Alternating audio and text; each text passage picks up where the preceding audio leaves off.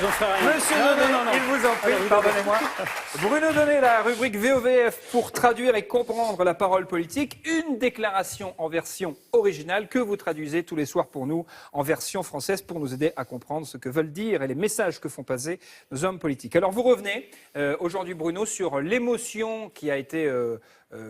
qu'a suscité l'hospitalisation de Jacques Chirac, et vous vous intéressez à une valeur qui est plutôt rare en politique, à savoir le courage. Oui, Thomas, je vais vous raconter ce soir l'histoire d'une mue, celle de Jacques Chirac, qui est passé brutalement du rang de super menteur à celui de super mentor. Alors pourquoi ? Eh bien parce que Chirac a été, bien avant Hollande, le président le plus impopulaire de la Ve République, qu'il a cristallisé la haine et l'opposition politique la plus violente, mais que aujourd'hui, toute la classe politique est unie comme un seul homme pour lui rendre hommage. La preuve, la voilà, regardez donc le concert d'amabilité que le 20h de TF1 a diffusé hier.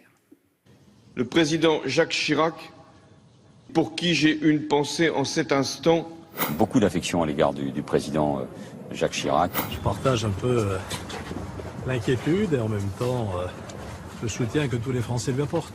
Naturellement, nous lui adressons tous nos vœux de rétablissement. Naturellement. Voilà alors 4 ténors de la vie politique unanimes pour soutenir Jacques Chirac. Alors, inutile de traduire chacun d'entre eux, puisqu'ils voulaient tous dire, mon cher Thomas, exactement la même chose. Comment voulez-vous qu'on dise autre chose que du bien de Chirac ? Les Français l'adorent et on est en campagne.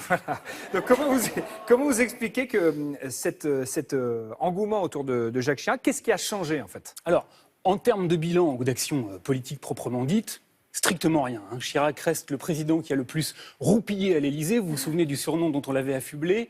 Le roi fainéant. Voilà. Et vous vous souvenez peut-être aussi que tous ceux qui l'encensent aujourd'hui n'avaient hier pas de mots suffisamment forts pour le dénigrer. Valls et Hollande le traitaient de fumiste. Le problème de Jacques Chirac, ce ne sont pas les discours, ce sont les actes.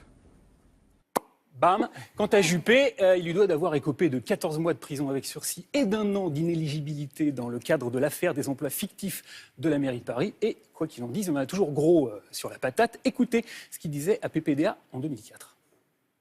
Je crois que chacun le sait, moi j'assume mes responsabilités et je ne me défausse jamais, ni par en dessous, ni par en dessus. Voilà, on sent le gars sincère. En fait, ce qui a changé, Thomas, c'est la perception que les Français ont désormais de Jacques Chirac. Il est devenu une sorte de statue du commandeur, un patriarche auquel on a tout pardonné, peut-être parce qu'on a tout oublié, un peu comme si l'anosognosie dont souffre Jacques Chirac avait contaminé tout le pays. Alors, Dieu merci, si les Français ont perdu la mémoire, la télé, elle, elle a conservé des archives. Ça nous permet de bien rigoler et de revoir, par exemple, comment, en 1995, le jeune Nicolas Sarkozy avait expliqué pourquoi il pensait que Chirac était un tocard et qu'il était urgent de voter plutôt pour Balladur. Ma conviction, c'est qu'Édouard Balladur est toujours celui qui, dans la majorité, est le plus susceptible de rassembler le plus grand nombre de nos compatriotes. Voilà. Alors, Thomas, le courage en politique et la fidélité à leurs convictions devraient donc, normalement, inciter tous ceux qu'on vient de réentendre à garder un peu leur distance avec Jacques Chirac. Seulement voilà, Chirac est devenu populaire. Or, je ne sais pas si vous vous souvenez de ce qu'il disait, Chirac, quand il avait encore toute sa tête. Il disait ça. Aujourd'hui, on arrive à greffer tout et n'importe quoi. Le foie, le cœur, les reins.